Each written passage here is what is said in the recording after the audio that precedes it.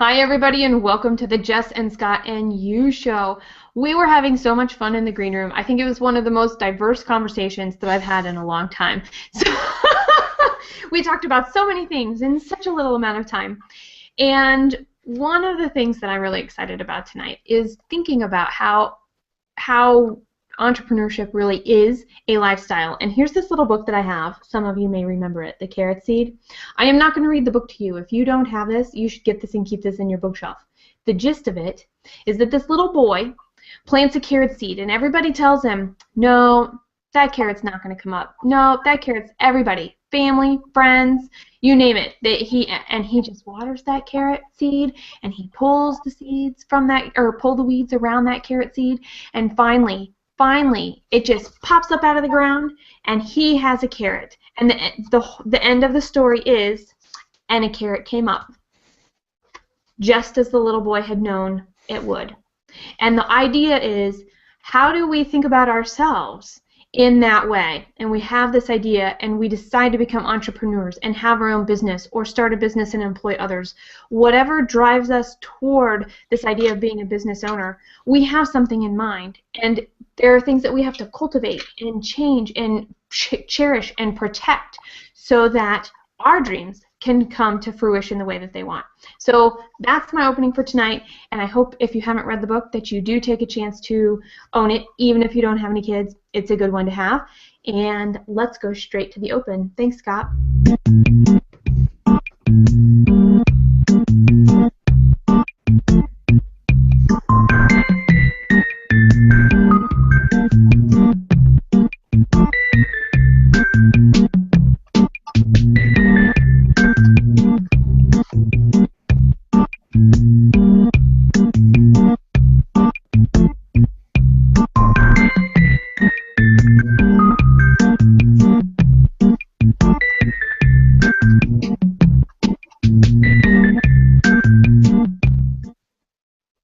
Okay, all yours. Take it away, Jess. Well, great. So I'm going to do a few shout-outs here. All right, we have, where are they all coming from? Popcorn, popcorn, popcorn, popcorn. Everybody's bringing popcorn, Tracy. Yay. Healthy. Good snack. I love it. Okay, Evie says, I finally remembered. And I pressed the wrong button, so Evie, we'll get to I'll actually bring up your comment in a minute. John is here. I've got my ice water and my popcorn. Cheryl Deuce is in the house.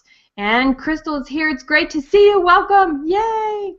And Lanny says, link please. And everybody is giving Lanny the links. Excellent. Who else is here? Zara's here. And, okay, there we go. Now Lanny's here.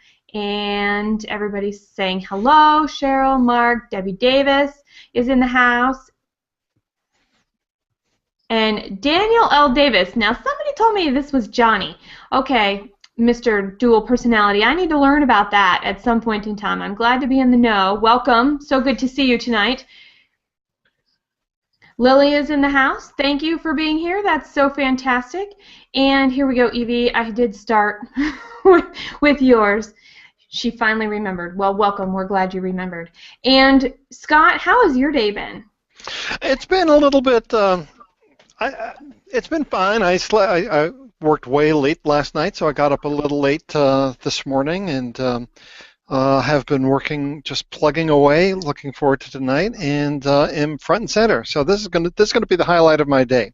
How about for you? How's your day been so far? How's my day been? I actually was up really late last night finishing up a presentation, all the extra freebie goodies for a presentation that I had today about Google Plus and how to use Google Plus as part of your overall digital strategy. So I was at a Keller Williams real estate office in person, and we did some live hangout, or well, not some live hangouts, but some video calls, and talked about digital footprint stuff. So I got to drive for a long time, hang out for a long time, and then drive home for a long time, just in enough time to have dinner and join you guys tonight. And you can't get away from these hangouts. You go someplace for an in-person presentation, and what do? You hang out.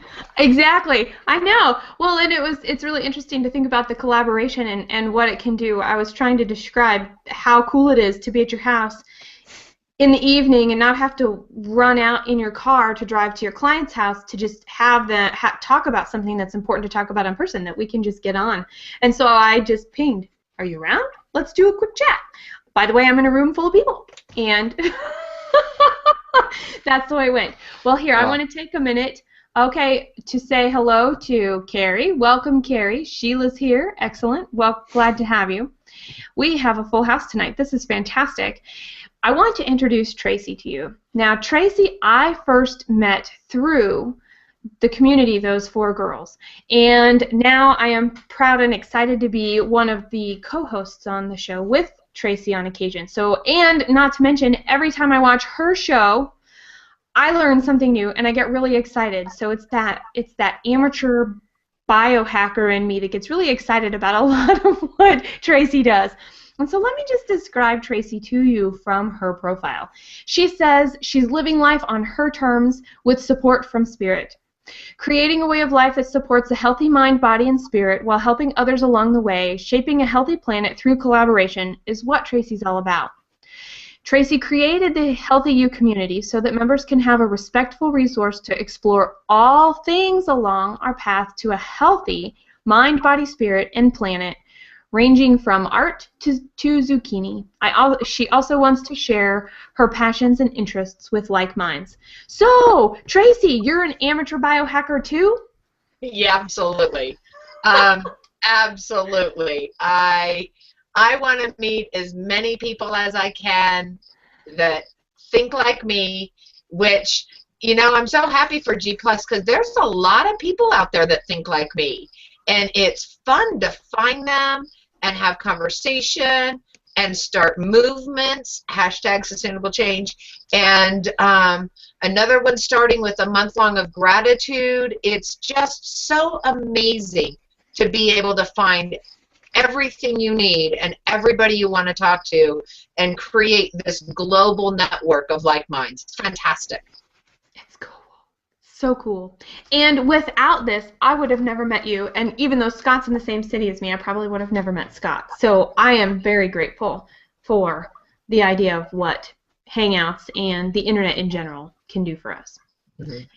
All right, Scott, I want to jump right in. Well, no, actually I don't. I guess I should say I want to jump right out into the universe. Well, man, I can hardly wait till the middle part because gratitude is one of my favorite topics. So we're going to be for sure talking about that. I think it's an underrated state of mind. So, man, this is going to be a terrific discussion.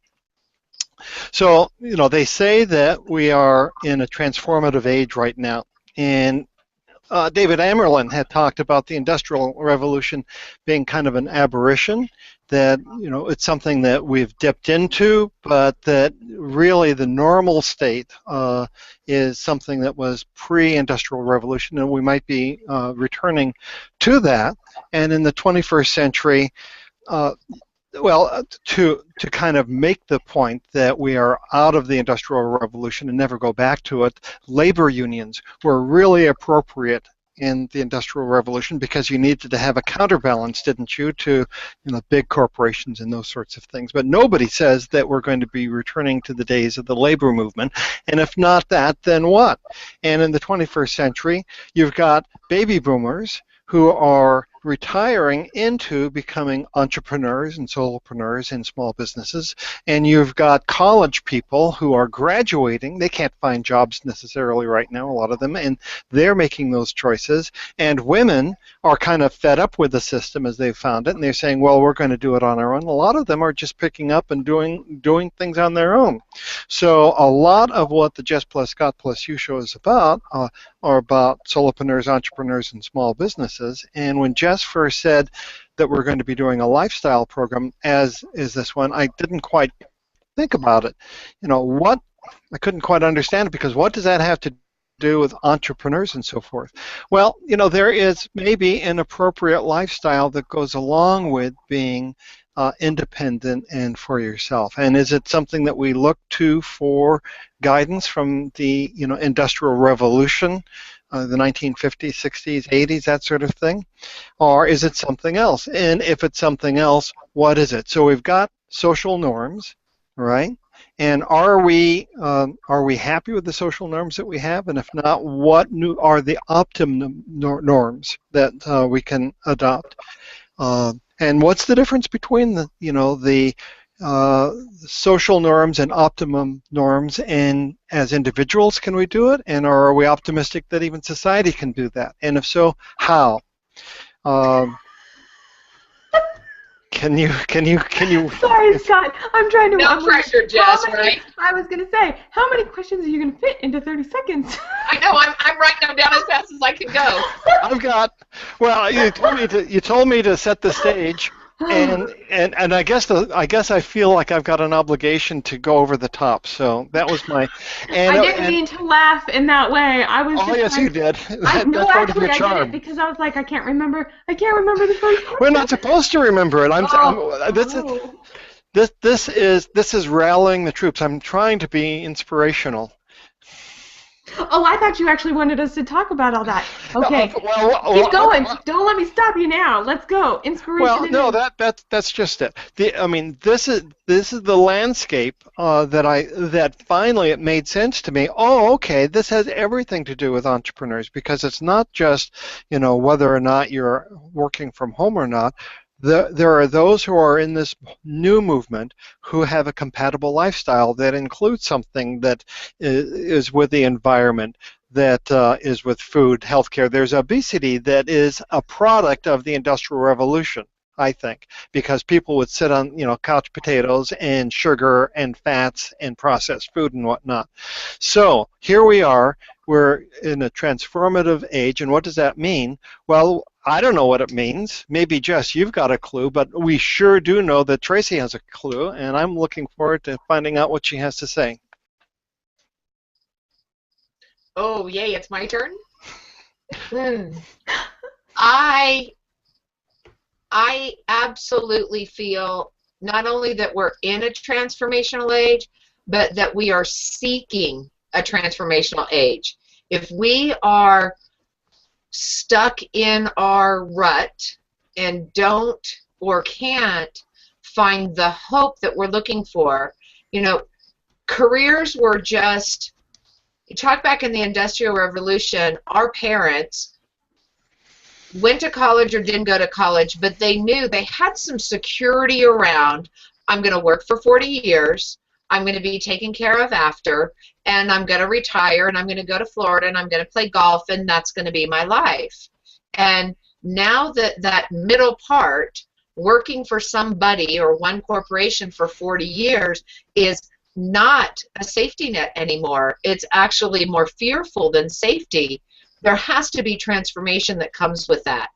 And well, not to go even further out of the stratosphere, because Jess said our job was to bring him back to the planet, but when the Mayan calendar ended, the world was supposed to implode. Hollywood said, Tyrannosaurus Rex and aliens were going to come down and the world was going to explode. And I think the Mayan calendar was the shift of spirit. I think now we're going from sitting on our couches, being a potato, just being cows, where do I go? Where do I go? Now we get to transform, because that's the energy that's around now. It's giving us all the hope to look out of the box, to think, what I'm looking for is not out there. Let me build it myself. And then that comes in all the lifestyle changes. What do you think, Jess? I'm intrigued by that, and I don't even know where to start, because we hit on so many things that I absolutely love, and we could talk about every single one of them for a week. One of the things that I know that I love is that because of change, and sometimes in its horrific scariness that it can be in terms of what we have and what can we actually rely on, is changing. I love the fact that it makes us more reliant on ourselves. If nothing else, where I see us today and where I see us as a society going really is, okay, we have to have our self-confidence. We have to have skills. We know that and I say have to, we still always have a choice. But to be successful, to have the confidence that we need, to be able to contribute in society as it is changing, we have to take ownership and responsibility. And I heard a definition for responsibility today: the ability to respond. So we can respond to the changes in how business is being done and the security of our careers or people that are in careers by not doing anything, or by being fearful, or by listening and watching and taking very carefully planned action to support ourselves. And in some cases, one of the things that I really like is the fact that when we work for another company, we don't have complete control. And sometimes, if we're not careful, we don't have complete control of our lives. We don't have complete control of our lives even when we work in our own business and when we work on our own business. And it's all in that mentality. So I'm really glad we're talking about this tonight, because if we're thinking about it from that perspective, I am doing something that I always wanted to do, yet I'm still going to work and I'm in a job. Am I more, and am I living something that is important to me, that I'm defining as why I decided to be an entrepreneur in the first place? As you were talking, I wrote respond versus react. Are we responding to society's moving from the industrial age to the transformation age, or are we reacting to it? The catalyst for reaction is there is no more job security. Our retirements for us baby boomers are being taken away through no fault of our own, just they're vanishing through the fault of other people, and we won't go into that because that's way big. But we have to not just crazily react, we have to get into action so that we are prepared for what can happen to us. Was that I've got a big thought? I like it. Go ahead, Scott, and then I'm going to bring up some more comments, and I know Tracy had one. Okay. I was thinking along similar but not identical lines, Tracy, and that is that you were talking about the Mayan calendar and how that was ushering in a new age, as it were, a new era. And the question that I was going to have for you was, is the new era that you described inevitable? Is it inevitable that it will go just one way, or is it that there could be one of two or more ways that it could go, and it's dependent upon how we and then you said it, react, or what the other word was. I can't remember what that is. Respond. So, are we past whatever it is? Is it like the continental divide, and that raindrop has come down, and it's made the decision if it's going to be on the east side or the west side, if it's going to end up in the Pacific or in the Atlantic or the Gulf Coast, or is it still in play and things can still go either way? Well, I think it'll be in play for the next millennia length. In my personal research on the Mayan calendar, we had this section of the calendar that was that time period, and the calendar ended, and now we're moving into the next time period. And I think that next time period for us as a society, as a planet, as energy, is the energy of going, like you said, going back to our roots a little bit. We already have done what we've done to the planet, and this shift that is happening is a vibrational energy shift within us to make better choices. Because look at what we've done in our industrial revolution, and now it's getting even more critical to make better choices. Look at what we're doing to our food. Look at what we're doing to our water source. In my personal opinion, without getting preachy, if we think oil is a means for war, wait till we're fighting over water. Oh. And that's going to happen. We have to start thinking about all of this stuff, taking better care of ourselves personally. You mentioned the obesity problem in this country. There is no reason. One of my mentors says there should be no reason for debt. There should be no reason for bad fitness, for bad health. At your fingertips on these computers, we have access to every bit of knowledge ever written about being healthy, but we don't put it into action. We just respond while we're reading it, oh, that's cool, but we don't ever take that step. I think the next transformation is getting us the movement to take those steps. And so entrepreneurs are a little more agile than maybe others because we have more control over our destiny? I think think we're more agile than others because we recognize that we don't have to be in a job we hate. We don't have to do anything, and we can find, how many of us have found a way to have finance, I mean, work is money coming in, within our passions. Look at what many of us are doing in the fact that the jobs we found to work from home to become entrepreneurs with is within the alignment of our passion. We're not going to work because we have to. We're going to work because we wake up in the morning and say, I can't wait to change another life today. Or like Jess did today, I can't wait to help these people see how much easier I can make their lives. And that's passion work. That's not have to work. And it's amazing, the entrepreneur spirit. And okay, so there was a question in here. Let me see if I can find it. And I think this is relevant right this moment. And Tracy, I know you had a comment up earlier.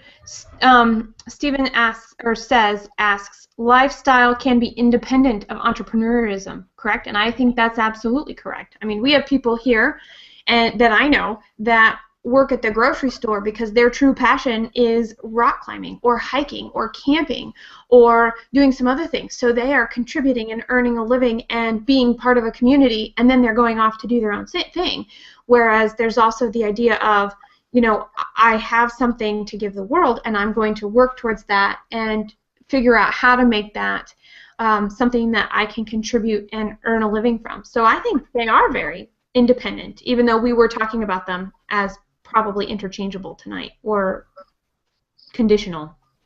They're somewhat of, I think we're trying to define a new 21st century mindset, and all sorts of people are grasping to try and figure out what it is, and probably a lot of people know exactly what it is and are frustrated that the rest of us haven't quite caught up yet. Maybe, but I don't think anybody knows yet, and I'll be completely honest. I think if we know, then we're a little closed, because part of what we're here is to learn the whole time we're here, and if we know, how do we learn? Well. So, but I agree with you that there are probably two sides to that coin, and the people who are continuing to just go down the path, and then the people that are seeing and they're going down a slightly different path. And I think that that's going to continue to get greater and greater. Well, here's a comment from Ross. So glad, by the way, I saw you, Ross, earlier and missed you and saying hello the first time. So hello, welcome to the show. She says, great questions regarding the norm. What is normal? Normal is what's right for you. I don't think society can have normal. I live on a ranch, not owned by me, but a 10,000-acre ranch. I live off the grid. Yes, I do have a generator going tonight. There are times when I need that. I live a very unique lifestyle. It is so normal for me. But I have friends, actually in real life friends, that will not come and visit me because they're uncomfortable with the smallness of my house. And I just love them and pray for them, and that's fine. It's how I live is not normal for them. How they live is not normal for me. But it's normal for them to have this big palatial 7-bedroom house for 2 people. Fantastic. I personally don't want to clean that. I can barely keep my little thing clean. I don't think there is a normal. I think maybe that's the definition, Scott, of what this transformation age is. Find your normal. Find your happy. Maybe that's what this is. Maybe that's what we're all seeking. Let me, if I might just throw this in. I'm sorry, what? Sparkle. Oh, I got a sparkle. It's so cool. I feel that.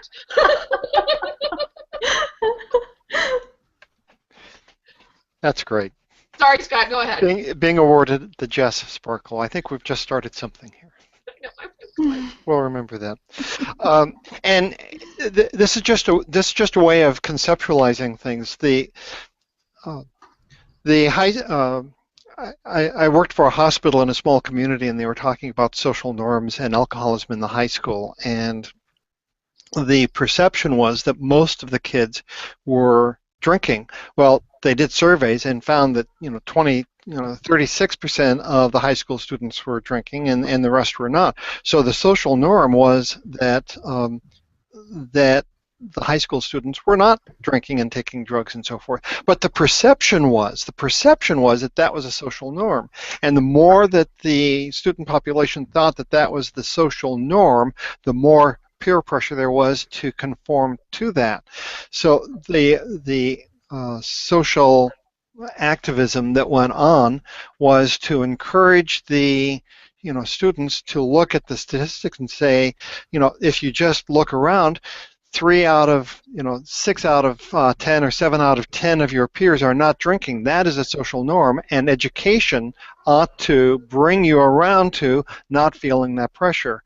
And that introduced me to the concept of the power of both, I guess, social norm and perceived social norms, and that's then what I brought into this conversation, because we all perceive that we're supposed to be doing certain things in a particular way, and yet if we had just a different vision, it would give us permission to adopt a different norm, maybe one, as you're saying, that would be more appropriate for us. But how do we know what's appropriate for us if we don't have the vision in the first place? And before we continue this conversation that is happening is awesome. So Cheryl and Phil both said something very similar, where they talked about quoting Tracy for having doing what's right for you is the new normal. And then we have Eric Dieter that says normal is a setting on your washing machine. And Carrie says normal is social engineering. And then we have Zara that's asking, why do I want to be normal? Just asking, oh, Scott just answered it. We're conceptualizing. So there you go, everybody. Now you know where we're at.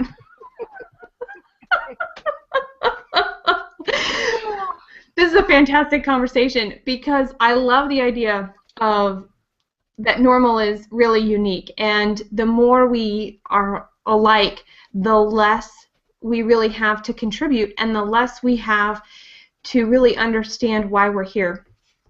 And if we're here for a reason, if we're the answer, you'll hear this again, if you're the answer to somebody else's problem, question, quest, journey, whatever that is, if we're the same as everybody else, how are we supposed to help each other, and how are we supposed to make those connections?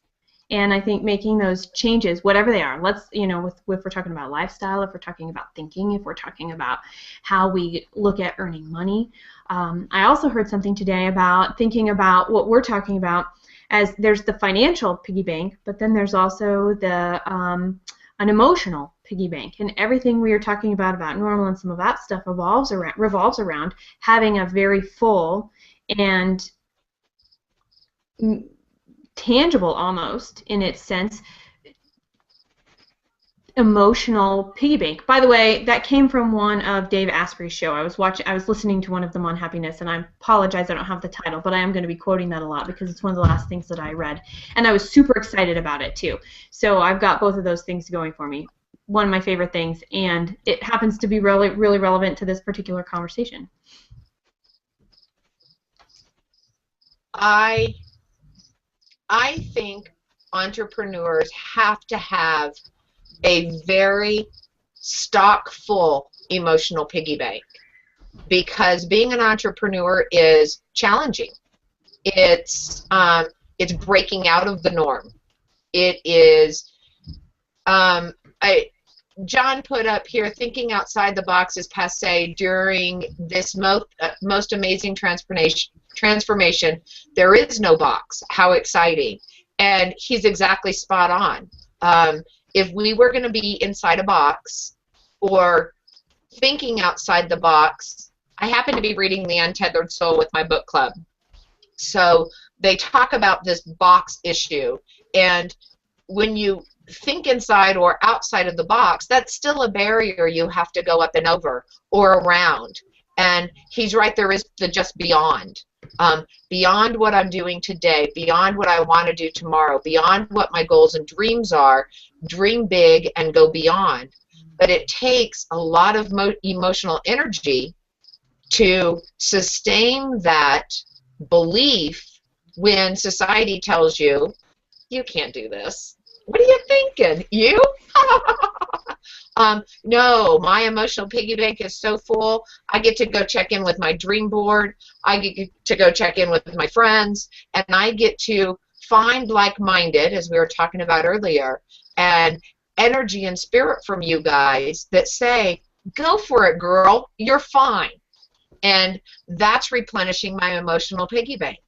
So I think the entrepreneurial spirit, the emotional piggy bank, is a huge factor to it.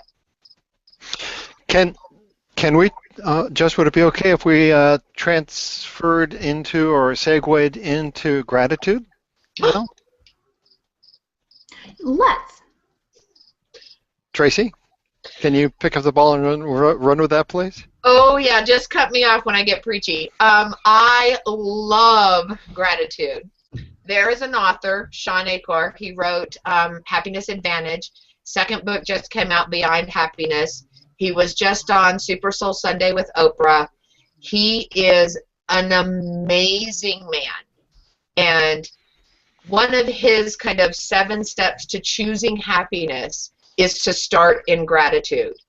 Everything we do needs to start in gratitude. I keep a gratitude journal by my bed. I write my 3 gratitudes the second I wake up. My husband and I write gratitudes together at night. And even if it's just, what good things did you do? What good things did you do? You know, he put the toilet seat down. I am so grateful. It can be silly. It can be, he laid me, 17 feet of gravel so I wouldn't have to walk in the mud from my house to the shop he built me. Hey, I'm grateful for the shop he built me. God, that guy's pretty good. And when you do that and you think of what your gratitudes are every day, you're training your brain to search for things you're grateful for. And I'm not a neuroscience, obviously, but it really, if you think of your motor neurons as water erosion, all the bad thoughts you have thought your entire life, all the self-doubt you've said to yourself all your life, that has caused this huge big river of neural pathways. And when you start doing the gratitudes, you're going to form a neural pathway to happiness, to being grateful. So you stub your toe. I'm grateful I stubbed my toe today because now, you know what? I look down and I need to paint my toenails. Whatever. You have to live in gratitude for your blessings, for your failures because you learned a lesson. Blessings, we call those. Just keep yourself in gratitude at all times, and nothing will ever get you down again. We're starting a gratitude challenge. It's not me starting it. I'm just a team member. Shangri-La Pierce, who she owns Seek Within You, and she's starting a 30-day gratitude challenge. I think on like the 20th, and it's kind of like the sustainable change movement. Just get everybody talking about gratitude and posting what they're grateful for so that we live in a space of gratitude.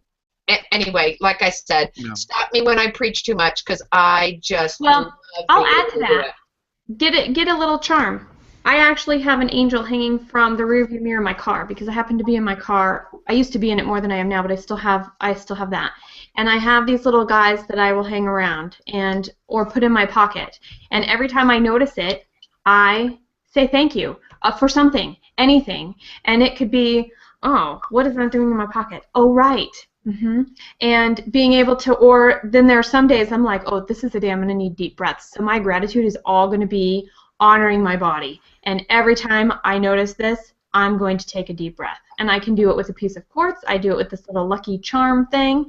It doesn't even matter. But the idea is it's something practical we can bring into our lives to remind us, because when we're in the midst of whatever chaos and craziness might await us, and as ready or not as we are for that in a day, sometimes this is a really good little, this is a good little reminder. And I will tell you, we recap our day every day in our house, and we remember actions, but we also remember feelings, and so we haven't transitioned. Right now we're just practicing the memory recall, but we're practicing the feelings and being able to say, I was happy when you did this for me, or I was proud of you when this happened.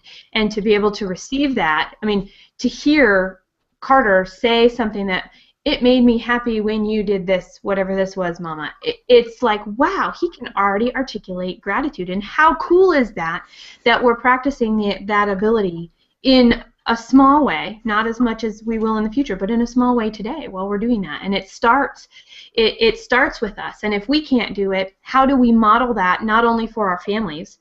Cheryl, she said, hey, gratitude can save a marriage.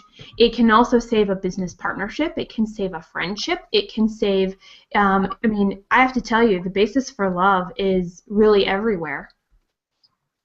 And I don't know if I'm allowed to do this, but you get the Sparkle Mommy Award for teaching. How old is your son? Carter's 3. You're teaching your 3-year-old to seek out positive feelings and positive gratitudes. Can you imagine when he's 15 and 16 and faced with social norms? He is going to be so armed with, you get the double Mommy Sparkle Award. And I'll tell you what, we also, we do the other one. All feelings are welcome in our house. So if we were angry, I was angry when. Whatever we remember comes out, because I'm a big believer of, you're going to hear this again too. This is hilarious. It's amazing. I had no idea that my +2 takeaway was going to be the whole conversation. But the idea being is there are 2 sides to every coin. So everywhere there's light, there is also dark. And it is in relationship to how we choose to look at it. And I think that being able to acknowledge and recognize and experience whatever the not so good part is allows us to really understand when we are in that great part. And then we get to actively choose which place we want to be in. And so thank you for saying that. I actually kind of went right over that. I'm receiving that, and I want to say thank you, Tracy. Do you keep a gratitude reminder with you, Scott? No. My style may be a little bit different. I think gratitude, thank you for asking. I think gratitude is an underrated state of being. And when I discovered gratitude, and oftentimes the wellspring for gratitude is actually hardship and diversity. And when things go bad, and you're able to find the good in it, and to be grateful for it, there is you're plumbing the depths of human experience and human growth like you can't believe. So I find that if there is, it eventually evolved into the thinking that you can choose whatever space you want to walk into. So pick a space that you want to be. I mean, if you can choose, then choose wisely and then walk into that space. But how do you know what space to walk into if you don't have an attitude of gratitude? So that's why when you said that originally, it kind of perked my ears, and I was just so delighted that this was going to be part of the topic tonight, and so that we could learn more about the Month of Gratitude Challenge. No. And what if the transformation age was bringing the world into gratitude and out of fear? As we start this talking about it more, as the entrepreneurial spirit grows, rather than living in fear of, I'm not secure in this job. Like you said in the green room and in your opening, these college kids are 100 and God knows what dollars in debt, and they can't find a job. So where do they go besides fear? Well, they have a choice. They've all obviously have heard of Facebook, and they have a Mark Zuckerberg dream of in their dorm room starting Facebook or whatever entrepreneurial thing that happens, and they then need to, at this young age of 20, 22, whenever they graduate college, they need to find their emotional piggy bank too. They need to have this transformation of gratitude as opposed to deserving. You don't, just because you went to college, you don't deserve a job. You're not entitled to a job. You're entitled to the spirit to go out and make yours and find yours and live in gratitude to get there. What if this was the transformation age, opening everybody's eyes to the inner self and our inner power? Oh, wouldn't that be a neat place? I think we're on it. I think we're on it. And I think that maybe we're the head of the pack. Anybody who is involved in gratitude and embracing that. I mean, here's Pam has popped in and she says, Tracy, I like the idea of 3 gratitudes a day. It's not hard to discern what you're grateful for in life. Just look around. I'm grateful for reading to my son reading to me, and this excellent cup of tea I'm drinking right now. And then we have Evie. Telling someone you're proud of them and that you appreciate what they did is huge. It took my dad 19 years for me to tell him the first time he was proud of me. By the way, parents who are really proud of their kids and talk about how proud they are to other people when their kids are around is not the same as telling your kids directly. Okay, moving right along. Well, you found a button on my part. Whew. And then... Thank you, Jess. You're Cheryl says, we have a gratitude circle every night. We each have to say something that we are grateful for about ourselves and one about someone else. So that's pretty cool. Boy, this is neat. Isn't this cool to see all of this? And thank you for the reading. Who was that reads to her kids? That was fantastic. Oh, Pam. Mm-hmm. Yay. My husband and I read to each other. Well, he doesn't read to me as much, but we read books. We transfer back and forth from a positive book to an entertainment book, and go back and forth and have story time every night. I know. That's very cool. That's really cool. Okay, so then we have, let's see, here's a question, and this will probably be the last question before we that we can talk about because it's still related to this, and then we'll switch into the +2 takeaway. Carrie asks, does gratitude also involve forgiveness? Yeah. Mm-hmm. Absolutely. And I think the first person you need to ever forgive is yourself. And agreed. No matter, I'm involved in a group, and I'm sure it's not just this group's one of our sayings, but you did the best you could with the knowledge you had at the time. Forgive yourself always, because yes, maybe, especially in the entrepreneurial world, maybe you didn't have that call go so well. Maybe your presentation boffed. Forgive yourself, move on, be thankful for the learning experience, and then go forward. And it's somebody mentioned gratitude can save a marriage. If you don't have forgiveness for your husband or wife for the toilet seat, and all you do all day is ruminate about the toilet seat, you're going to be ruminating about everything else, because you're going to look for whatever silly little things they do wrong, and that's chasms in. It's the little things that mushroom into if you live without forgiveness. God knows I'm quirky as all get out. My husband's got a lot to forgive me for. But we also have a lot to be grateful for because we do good things for each other. I think they go hand in hand. All depends.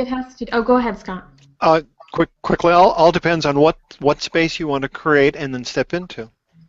And how you look at it. We could bring responsibility back into that. If we take it from the definition that I learned today from Dave Asprey on his show, if responsibility is the ability to respond, we can choose. So what I hear being said is that we get to choose our reaction. We can choose to be bothered by it, or we can choose to just let it be. We decide what's important to us, and that's going to bring more of that to us. And so I love hearing, I'm actually really glad this came up, because I have to tell you, Tracy, I think forgiving the self is one of the hardest things to do. And in some cases, I think that's a fear that we might have that we don't know how to articulate. What is that? It manifests itself in the fear of other things. But I think fear of forgiving ourselves and actually being okay with who we really are and what we really can do is a pretty big challenge sometimes. And it's our choice, just like Scott was saying. What reality do we want to walk into? If we watch the news every night the reality that is there before us, I don't know why we're all not under our beds, like holding our teddy bears crying. But we have the choice to understand that that is one version of reality being shown on the screen, and I choose to acknowledge it and pray for it to whoever God you want to pray to, and then I choose to make my reality this. I mean, I'm not an ostrich, I don't have my head in the sand, but I also don't listen to the news. I don't get involved in that, because my choice is to change my world and the people in it, because they're going to go out and change their world and the people in it, and they're going to go change their world and the people in it. That's why the whole sustainable change movement came aboard. What little changes in our lives can we do that are sustainable, meaning we can do them every day, that is going to make the world a better place? It's going to make our reality that we choose a better place. I can choose to be in total fear of what's on TV and just go grab a bag of potato chips and sit there and be oblivious. Or I can make a choice to say, turn that off, turn on some good music, and jump on my goofy trampoline thing and have a healthier day. It's all about our life choices.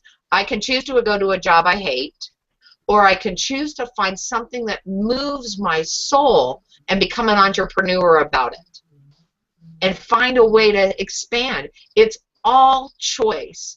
And I choose happy. I choose gratitude. I choose positivity. I got kicked out of a book club because I wouldn't read this disgusting book. And then I found out it was a trilogy, and I really left the book club because I choose to not have that in my life. And I thought, when the 3 books are over, you guys all come back. Well, then it was all over my tiny little town. Hey, Tracy, I heard you got kicked out of book club for your high morals. And I'm like, yes, I did. Because I'm reading Sean Akers' Happiness Advantage now. And, oh, my life is so much better. It's all choice. Well, you're influenced by the people who are around you, and you're influenced by the books that you read. Oh, yeah. And the TV, social norms. You talked about high school social norms. I went and visited my big sister and was shocked that there's a TV show on the Family Channel called Pretty Little Liars. What is that? What is that? I'm just like, oh my. Anyway, I don't want to get into that, but I was shocked that that was something that was portrayed on TV as normal. That high school situation was normal. No wonder these kids are struggling today. Where are the good kids being portrayed on TV? Anyway, don't get me started on that one. Well, and I'm going, so we're going to make a shift here. Both Evie and, where did it go? Phil said that sometimes things can't be forgiven, but the ability to let go is critical. And I think that is a really big, important thing. We can choose to let it bother us, or we can choose not to. Because the things that happen to us in our life aren't necessarily always going to be happy, but how we use that situation to propel us forward, how we use that to go, okay, I've been there, and I know I'm not going to choose that again. I think that that's huge. Or if somebody does something to us, I'm going to move on. How you put that to bed, there are so many different ways. We might have to have a show. Tracy, you may have to come back. We may have to have a show just about that. How do we let go? Can I say one sentence on that? Yes. I do think there are evil people in the world that should not and can't be forgiven for what they do. But I think we can forgive ourselves for any part of our involvement in it. Victims of domestic violence. Don't forgive the person who perpetrated the violence, but forgive yourself, because a lot of us take on the victim role and say, I must have caused this. And that's the self-forgiveness in those situations. Yes, I totally agree with Phil. Not everybody needs to be forgiven, but everybody needs to forgive themselves. And the people that don't need to be forgiven won't ever be able to find that because they're so unenlightened anyway. But the victim can forgive themselves for whatever they misconstrued as their involvement in it. And honor the other person's journey, whether or not we agree with it or think it's right or wrong or otherwise. But they are on their journey, and if they're going to stay, as you put it, unenlightened, so be it. let them go be that way. Mm-hmm. Yeah. Scott, what did you want to say? Well, boy, it's just going to be opening up a large another thread for conversation. Though we've got we'll move on. Only that with forgiveness, if there's an equation, it's not just that there's forgiveness, that there is something beyond forgiveness, and that is a change of something or other, such as, I'm forgiving, and I'm not going to, or I'm going to strive not to return to the habits or whatever it is that I'm forgiving myself for in the first place. So that was basically what I was going to try and add to the conversation, but that too is kind of rich and has lots of different ways that we could talk about it. But we've got the +2 takeaway. We've got the +2 takeaway. What a great segue, Scott. I like it. So our +2 takeaway tonight is actually really cool, and we're going to basically talk about this. Now, I don't know. We're going to talk more about the same thing. I think this is fantastic. I have it's supposed to be this way for a reason, and I'm embracing that. That's for sure. One of the things, practically perfect. Who do you know in this world that is practically perfect? Do you remember who that is? I already told Scott. Do you remember who that is? Tracy? She's in a movie. Oh, in the green room? Yeah, did I tell you in the green room too? Anyway, it's Mary Poppins. We don't have to make it. Mary Poppins is practically perfect. Yeah. I was going to say Reese Witherspoon, but Mary's better. Oh, that's right. We talked about her too. Yes, but it's so funny. She has that tape measure and she says, "Hey, I'm practically perfect." So when we're talking about perfect, we're talking about, purpose. Purpose is practically perfect. And why I like the idea of perfection, but it's a really, well, I don't know if we ever get there. What I do like about the idea of purpose, and what I do like the idea about the practically part, is that we get to choose. It comes back to the choice. So tonight's +2 takeaway was inspired by the carrot seed, was inspired by a book called Song of the Deer by Thunder Strikes, was inspired by The Freedom and Courage to Be Yourself by Osho, and has some elements of The One Thing in It by Gary Keller. So those of you who watch our show, you know a lot about that book. When we think about purpose, every single action we take, that was your cue, Scott. Purpose. Right. Sorry. Okay, no worries. The reason, so purpose, the reason something is done or created or for which something exists. That's the definition of purpose. And when we think about that, one of the things that I thought that Osho was talking about, he was talking about rebelling. If we think about the if we don't embrace the negative along with the positive, we only get half the story. So if we're fighting for what? What are we fighting for? And the other part of that is, well, are we fighting for truth? Are we fighting for freedom? What is the positive that makes our purpose significant? So just saying we're fighting for something isn't enough. It's what are we fighting for? How does that give us strength or passion or desire to run forward? And so that's one of the things that I thought was really interesting, because it comes back to there's always dark with light. There's always light with dark. And for all those things to exist, we get to choose how we react. So if we know what our purpose is, and we know that every action that we take is going to be in line with our purpose, and it might take us our whole lives to discover our purpose, but if we're working towards that and we're making decisions for that, we are able to fully show up in our world and have our truest sparkle. Which takes us to your purpose. I love these little birds. They crack me up because they're all birds and they all look very different, just like every single human. We're all humans. We all have, for the most part, we all have 2 arms and 2 legs and hair on our head and a chin or a nose, and we're just different variations of the same thing. We are here for a reason. Vicki McLeod, I met her when I was in Victoria, and she told me, we were having this conversation, and she was telling me about her meditation teacher, and that her meditation teacher told her that every single one of us is here as the answer to somebody else's prayer. Now that's a really, really powerful statement. If we have a reason for being here because we are here for a specific purpose, it's up to us to figure out what that is. if we're the answer to someone's question and we look at each day and we're looking at the gratitude, the positive, I don't want to say positive, I'll go with the gratitude. If we're finding the gratitude, we're creating a space that allows us to have more experiences, have deeper experiences, and have more connection with each thing that we choose to interact with, which automatically slows down our day a little bit. So we can take things in, we can absorb them, we can mush them up and mash them around and go from there. It's cool because only we can decide. It's up to us what we are going to do.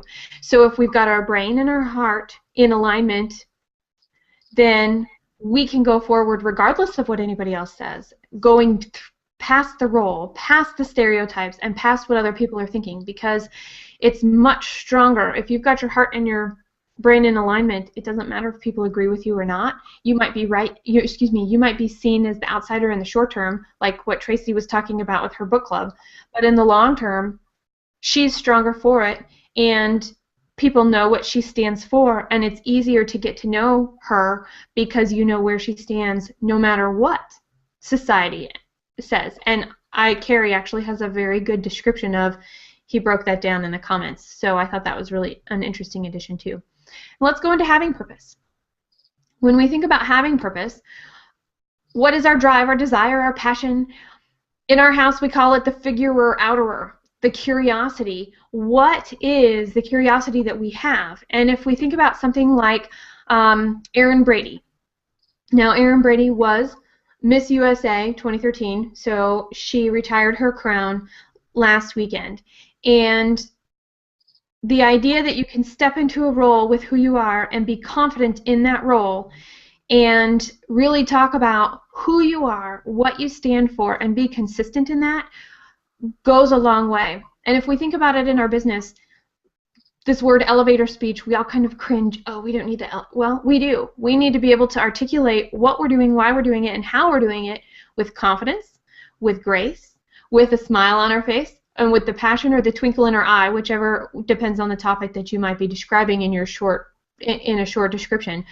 But what is that? And the more you say it out loud, you get to, if you write it down and you say it out loud and you practice it and you talk to people and you get their responses, you can overcome those objections to who you are and what your purpose is. So we talked about purpose, what purpose is, then we talked about the fact that we individually have purpose, or excuse me, we individually are here for a purpose, and now we're talking about in our lives we actually have purpose.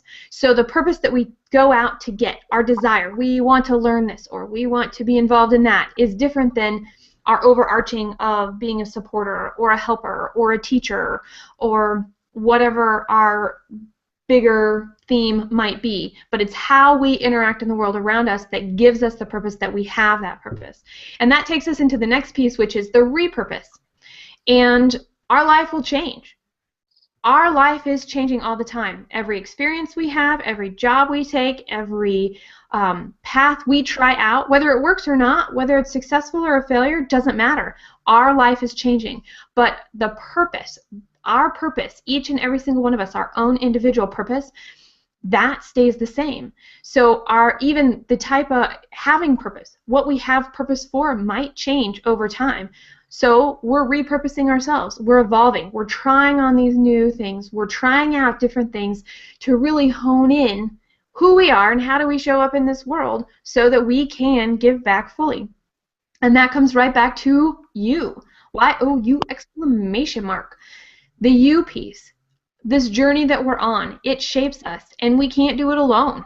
To really show our sparkle, our networks matter. And I'm going to quote Nora Whalen on this one. She says, uplift others to uplift yourself. So we have to take care of ourselves. We have to know what we're about.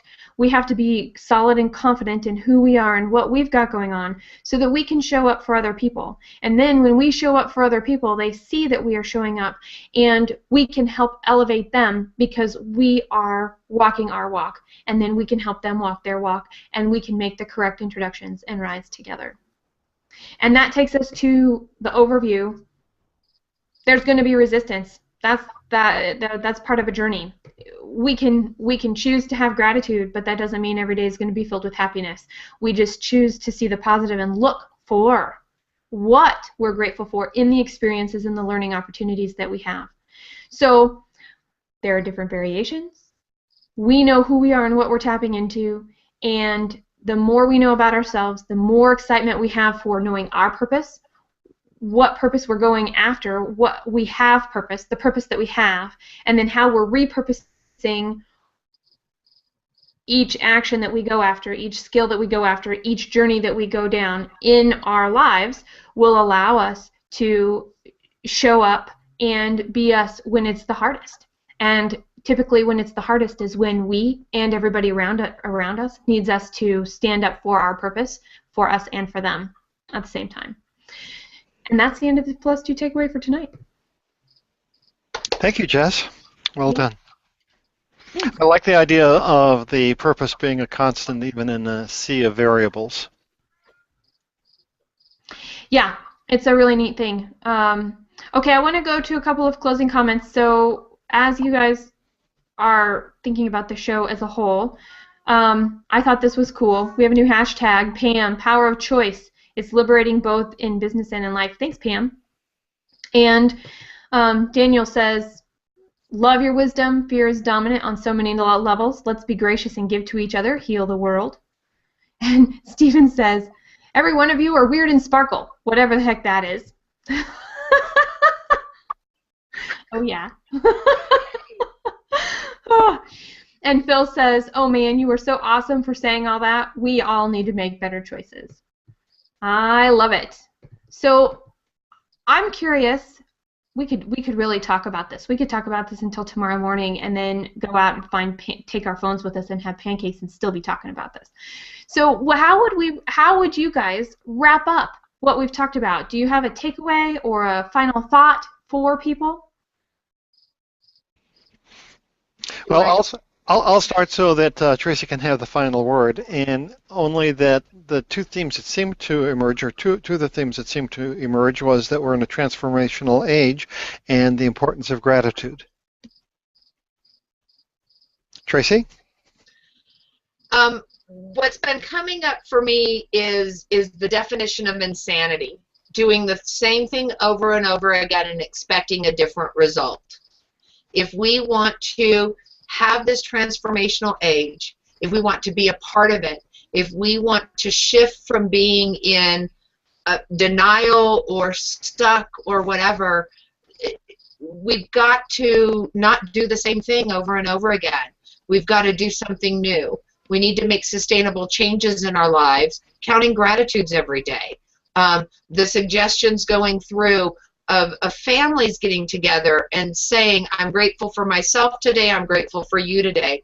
All of that is making changes to not live in this insane world and really making choices to breaking those bonds. So you do that in business by not going to a job, by looking out of the box and around the box and beyond the box, so that you can make changes in your life that will be happiness and give you purpose and spirit. That's my takeaway. Go find something that moves your soul and do it with purpose and abandon and have fun with it. Change everybody's life. I think that's great. You know, the common thing that through everything, including the Plus 2 takeaway, was you, your. We are the center of our own universe, and all of us together make this amazing solar system right here on our planet. And if we're not taking care of ourselves and we're not making choices for us, we can't take care of other people, and we can't help people and support them in the choices that they have to make. That's my takeaway from tonight. Amen. All right, Tracy, where can we find you when we're not talking to you on the Jess and Scott Show? The best place to find me is my Healthy You community. Yes, there is a Healthy You page, but I'm overwhelmed with both, so I stick in my community a lot. And you can also find me on Wayne Meter's A World for Change. This next couple of weeks coming up is just so fun. He's getting ready to go on an in-depth training. I think there's 17 HOAs shows scheduled, as he's going to change the world and show them how to become more sustainable, And while he's doing that, we're going to be back in our own living rooms talking about how to make those changes sustainable, meaning over a long period of time, and what little things we can do. So you can find me on A World for Change. You can find me on my Healthy You community, and you can find me at #What'sYourPath. Ooh, show tomorrow, 53-year-old training for a bodybuilding contest. It's going to be cool. It's going to be cool. I'm going to be there. Yeah, just all over the place. Find me and I'll find you back. That's awesome. Thank you, Tracy. I'm so glad you were here with us tonight. This has been a really, really awesome show. Now, next week, June 17th, we have a surprise. And our surprise is we do have a show. And our show is at 11:15 a.m. Pacific time, which is 7:15 p.m. UK time. We have a panel filled with people of our audience right here, the JSY audience in the UK that are going to be joining us, and we have a special topic for you. So join us next week at an earlier time, so that even everybody on the East Coast, you guys can all watch us and not be in your pajamas, or be in your pajamas and celebrate in another part of the day. It's all good. So thanks so much. Now, this show had so much intention and so much information in it that I know that you know somebody that could benefit from this right now. Share the love. You thought of somebody. Let them know that you thought of them and that you're loving on them, and that this show was something that you thought would be useful to them in their journey right now, and tell them why in their journey right now. Show them that you're involved in their life, give them some love, and let them see this show and incorporate what they learn with what Tracy brought, with what Scott brought, and the entire conversation, so that they can continue on their journey in a positive way. Thanks so much, guys, and we'll see you next time. Bye.